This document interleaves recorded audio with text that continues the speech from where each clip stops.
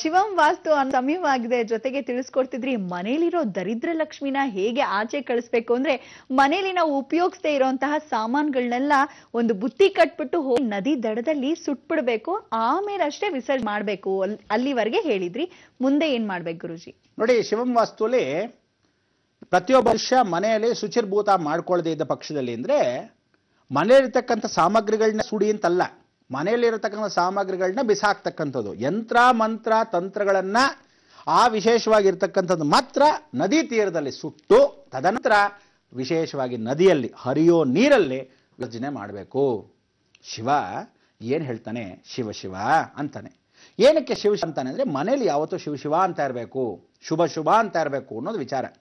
ಯಾವತ್ತಾದ್ರೂ ಸ್ವಲ್ಪ ಮಟ್ಟಿಗಾದ್ರೂ ಅಪನಂಬಿಕೆಯನ್ನು ಹೊಂದ್ಕೊಂಡು ಕೆಟ್ಟ ಮಾತುಗಳನ್ನ ಆಡಬೇಡಿ ಅಂತ ಬಹಳ ಜನ ಇರ್ತಾರೆ. ಮನೇಲಿ ಅಸ್ತು ದೇವತೆಗಳು ಅಸ್ತು ಅಸ್ತು ಅಂತ ಇರ್ತಾರೆ. ಹಾಳಾಗೋಗ ದರಿದ್ರ ಮುಡ್ಯ ಮಗನೆ ಅಂದ್ರೆ ಹಾಳಾಗಿ ಹೋದ ಅವನು. ಯಾಕೆಂದ್ರೆ ಇವರು ಪೂಜೆ ಪುನಸ್ಕಾರ ಮಾಡ್ತಿರ್ತಾರೆ. ತಾಯಿಂದ್ರಾದವರು ಯಾರಾದ್ರೂ ಪೂಜೆ ಪುನಸ್ಕಾರ ಮಾಡ್ತಾರೋ, ದೇವರ ಹತ್ರ ಮಂತ್ರ ಹೇಳ್ತಿರ್ತಾರೋ, ವಾಗ್ದೇವಿದೆ ವಾಗ್ ಶುದ್ಧಿ ಆಗ್ಬಿಟ್ಟಿರ್ತಾಳೆ.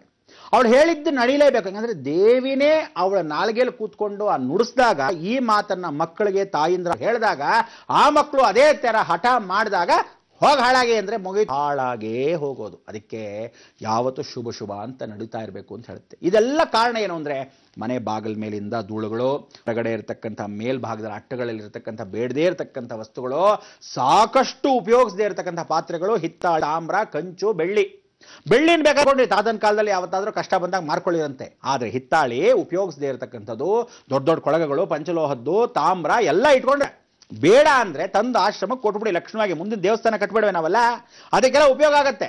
ಆದ್ರೆ ಯಾವ ಕಾರಣಕ್ಕೂ ಉಪಯೋಗಿಸದೇ ಇರತಕ್ಕಂಥ ಕೆಲವರು ನೋಡಿ, ಗೌಡರಲ್ಲಿ ಬಹಳ ಕ್ಲೀನ್.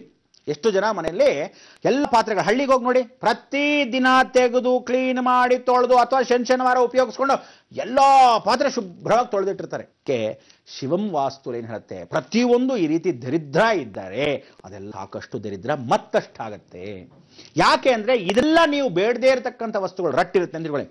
ಇರ್ಲಿ, ಯಾವ್ದಾರ ಬಂದಾಗ ಆ ಸಾಮಗ್ರಿ ಹಾಕಿರುತ್ತೆ, ಸರಿ ಇಲ್ಲ ಇದಿರ್ಲಿ, ಇದನ್ನ ಅಕಸ್ಮಾತ್ ಕವರ್ಗಳು ಜೋಡ್ಸಕ್ ಬೇಕಾದ್ರೆ ಇದಿರ್ಲಿ, ಯಾವಾಗ ಬೇಕೋ ಆವಾಗ ಉಪಯೋಗಿಸ್ಕೋಬೇಕು. ಆವಾಗ ಇಲ್ಲದೆ ಇದ್ದಾಗ ಈಗಿಂದ 2ನೇ ವರ್ಷಕ್ಕೆ ಯಾವತ್ತೋ 3 ವರ್ಷ ಆದ್ಮೇಲೆ ಇಟ್ಕೊಳ್ಳಕ್ಕೆ ಈಗಿಂದ ಯಾಕೆ ಇಟ್ಕೋಬೇಕು? ಮನೇಲಿ ಸಿಕ್ಕಾಪಟ್ಟೆ ಹಾಲಿನ ಕವರು, ಪ್ಲಾಸ್ಟಿಕ್ ಕವರು, ಪೇಪರು, ಹಳೆ ನ್ಯೂಸ್ ಪೇಪರ್ ಎಲ್ಲ ಇಟ್ಕೊಂಡ್ರೆ ನೋಡಿ, ನಿಮಗೆ ಬೇಕಾದ್ರೆ ಆ ನ್ಯೂಸ್ ಪೇಪರ್ನ ಎಲ್ಲಾದ್ರೂ ಹಾಸಕ್ಕೆ ಮಾಡಕ್ಕೆ ಇಟ್ಕೋಬೇಕು. ಕೆಲವರೆಲ್ಲ ಏನ್ ಮಾಡ್ತಾರೆ ಗೊತ್ತಾ?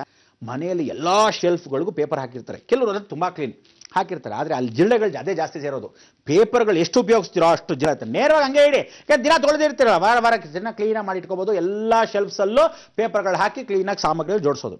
ಕೆಲವರು ಇರ್ತಾರೆ ಅಕ್ಕಿ ಹಿಟ್ಟು ಮಾಡ್ಕೊತಾರೆ, ಗೋಧಿ ಹಿಟ್ಟು ಮಾಡ್ಕೊಂಡ್ಬರ್ತಾರೆ, ಗೋಧಿ ಇಟ್ಕೊಂಡಿರ್ತಾರೆ. ಆ ಮೆಣಸಿನಕಾಯಿ, ಈ ಅಕ್ಕಿ, ಆ ಬೇಳೆ ಎಲ್ಲಾನಲ್ಲೂ ನುಸಿ ನುಸಿ ನುಸಿ ಅಂತೆ ಹಾರೋ ಹುಳಗಳು ಎಲ್ಲ ಇರುತ್ತೆ. ಆ ಹಿಟ್ಟು ಮಾಡಿಸ್ಕೊಂಡ್ ಬಂದಿರ್ತಾರೆ, ಒಂದು ಸುಮ್ಮನೆ ಪೇಪರ್ ಮುಚ್ಚಿರ್ತಾರೆ, ಅಲ್ಲೇ ಇರುತ್ತೆ. ಆ ಫ್ರಿಡ್ಜ್ ಪಕ್ಕ ಇರುತ್ತೆ, ಇದ್ರ ಪಕ್ಕ ಗಲೀಜು. ರಾಮ ಹಪ್ಪಳ ತಂದಿರ್ತಾರೆ, ಎಲ್ಲಕ್ಕೋ ಹಪ್ಪಳ ಹಾಕೊಳಕ್ಕೆ ಅದು ಡಬ್ಬಿಲ್ ಮುಚ್ಚಿಟ್ಟಿರಲ್ಲ, ಹಂಗೇ ಬಿದ್ದಿರುತ್ತೆ. ಪಕೋಡ ತಂದಿರ್ತಾನೆ, ಬೋಂಡಾ ಬಜ್ಜಿ ಅವ್ನು ತಿಂದಿರಲ್ಲ, ಹಂಗೇ ಬಿದ್ದಿರ್ತಾನೆ. ಎಲ್ಲೋ ಪಪ್ಸ್ ತಂದಿರ್ತಾನೆ, ಆ ಪಪ್ಸ್ ಹಂಗೆ ಬಿದ್ದಿರುತ್ತೆ. ಕೊಂಡು ನಾಡ್ತಾ ಇರುತ್ತೆ, ಗುಣಗಳು ಈ ಅಂತ ಇರುತ್ತೆ, ಗಬ್ಬು ವಾಸನೆ, ಎಲ್ಲೋ ವಾಸನೆ, ಓ ಈಗ ಬಿಸಾಕ್ಬೇಕು ಅನ್ಸೋರುತ್ತೆ. ಕೆಲವರು ಇದ್ದಾರೆ ದರಿದ್ರದವರು, ಮಾಂಸ ಮಡ್ಡಿ ಕೂಡ ತಿಂತಾರೆ. ಅದೆಲ್ಲ ಏನ್ ತಿಂದೇನ್ ಮಾಡ್ತಾರೆ ಗೊತ್ತಾ? ಮೊಟ್ಟೆ ಗಿಟ್ಟೆ ಎಲ್ಲ ಇಟ್ಟಿರ್ತಾರಲ್ಲ, ಎಲ್ಲ ಸಿಪ್ಪೆ ಸುಲ್ದು ಮನೇಲೆ ಡಬ್ಬ ಇದ್ದಂಗೆ ಅಲ್ಲೇ ಇಟ್ಟಿರ್ತಾರೆ ಸಿಂಕ್ ಪಕ್ಕದಲ್ಲಿ. ಅದನ್ನ ನಾರ್ತಾ ಇರಬೇಕು, 1 ವಾರಕ್ಕೂ ಬಿಸಾಕಲ್ಲ. ದರಿದ್ರದವ್ರು ತಂದು ತಿಂದಾಯ್ತು, ಎದ್ ಬಿಸಾಕ್ಬೇಕು ಅನ್ನೋ ಗಮನ ಬೇಡ. ಏನು ಇವ್ರ ಮನೆನೇ ಶುಚಿರ್ಭೂತ ಮಾಡ್ಕೋಬೇಕು, ಇವ್ರು ಬಂದ್ ಮನೆ ಶುಚಿರ್ಭೂತ ಮಾಡ್ಬೇಕು. ಇವ್ರು ಸೋಂಬೇರಿಗಳು, ಹುಟ್ಟುಗುಣ ಹೀಗೇನೋ ಕರ್ಮ. ಈಗ ತಾನೇ ಒಂದ್ ಕಡೆ ಕ್ಲೀನ್ ಮಾಡ್ಕೊಂಡ್ಬಾರ ಅಜ್ಜಿ ಅಂದ್ರು, ಸರಿ ಸೊಸೆಂದ್ರೆಲ್ಲ ಗಲೀಜ್ ಮಾಡ್ತಾರೆ. ಇಲ್ಲ ಸೊಸೆಂದ್ರ ಕ್ಲೀನ್ ಮಾಡ್ಕೊಂಡು ಬರ್ತಿರ್ತಾರೆ, ಅತ್ತೆಂದ್ರು ಬೇಕು ಅಂತ ಆ ಸೊಸೆ ಪಾಠ ಕಲ್ಸಂಟ್ಲೆ ಮಾಡಿರ್ತಾಳೆ. ಇಲ್ಲ ತಾಯಾದವ್ರದ್ದಾಳೆ, ಮಗಳು ಹಾಳು ಮಾಡ್ತಾಳೆ. ಇಲ್ಲ ಮಗಳು ತುಂಬಾ ಕ್ಲೀನ್ ಇರ್ತಾಳೆ, 24 ಗಂಟೆ ನೀರಾಗಿ ತೊಳಿತು, ಎಷ್ಟೇ ಮನೆ ತೊಳೆದು ಬಿಡ್ತೆ ಕಣೆ ನೀನು ಅಂತ ಬೇರೆ ಉಗಿತಾರೆ. ಕ್ಲೀನ್ ಮಾಡಿದ್ರು ಕಷ್ಟ, ಮಾಡದಿದ್ರು ಕಷ್ಟ. ಯಾವತ್ತು ತಿಳ್ಕೊಳ್ಳಿ, ಬೇಡದೇ ಇರೋ ಸಾಮಗ್ರಿ ಮನೇಲಿ ಇಟ್ಕೊಂಡ್ರೆ ಶಿವ ಅನ್ನಕ್ಕಾಗಲ್ಲ. ಅಸ್ತು ದೇವ ಅಸ್ತು ಅಂತಿರ್ತಾರೆ, ನಿಮ್ಮ ಮನೆಗೆ ಶನಿ ಕಾಟ ದರಿದ್ರ ಜಾಸ್ತಿ.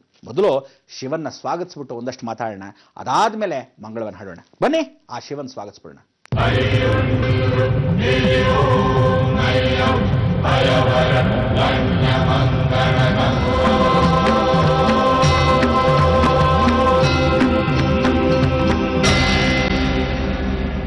ಪ್ರತಿಯೊಂದು ಮನೆಯಲ್ಲೂ ಕುಟುಂಬದಲ್ಲೂ ಇವತ್ತು ಇಷ್ಟು ಜನ ಕುಟುಂಬ ಇದ್ರು, ಆ ಕಾಲದಲ್ಲಿತ್ತು ಅಂದ್ರೆ ಅವಳ ಅಕ್ಕಿಯನ್ನ ಯಾವ ಕಾಲಕ್ಕೆ ಅಡಿಗೆ ಮಾಡ್ಬೇಕು, ಇವಳು ಗುಡ್ಸ್ಕೊಂಬರೋಳು, ಅವಳು ಏನಾದರೂ ಬಟ್ಟೆ ಒಗೆಯೋಳು, ಇವಳು ಈ ಕಡೆ ಇರತಕ್ಕಂಥ ಲ್ಯಾಂಡ್ರಿಗೆ ಇಂಟ್ರಿ ಇಸ್ತಿ ಹಾಕಿಟ್ರು, ಇರತಕ್ಕಂಥ ಮಕ್ಕಳನ್ನೆಲ್ಲ ಊಟ ಮಾಡಿಸ್ಬಿಡೋರು, ಯಾರಾದ್ರು ನೆಂಟರು ಬಂದರೆ ಇನ್ನೊಬ್ರು ವಿಚಾರಿಸ್ಕೊಳ್ಳೋ. ಎಷ್ಟು ಚೆನ್ನಾಗಿತ್ತು ಒಗ್ಗಟ್ಟು ಅಂದ್ರೆ, ಬೆಳಗ್ಗೆ ಹೊತ್ತು ಜಗಳ ಮಾಡ್ಕೊಳ್ಳಿ, ಮಧ್ಯೆ ಜಗಳ ಮಾಡ್ಕೊಂಡು ಕಿಸಿ ಬಿಸಿ ಅನ್ಕೊಂಡಿರ್ರಿ, ಒಗ್ಗಟ್ಟಾಗಿ ನೋಡ್ಕೊಂಡ್ರಿ. ಈಗ ಯಾರಿಲ್ಲ, ಇವಳೇ ಡಾಕ್ಟ್ರು, ಇವಳೇ ಸೇವಕ, ಇವನೇ ಲಾಯರು, ಎಲ್ಲ ಇವನೇ ರಾಜ, ಎಲ್ಲ ಇವರೇ.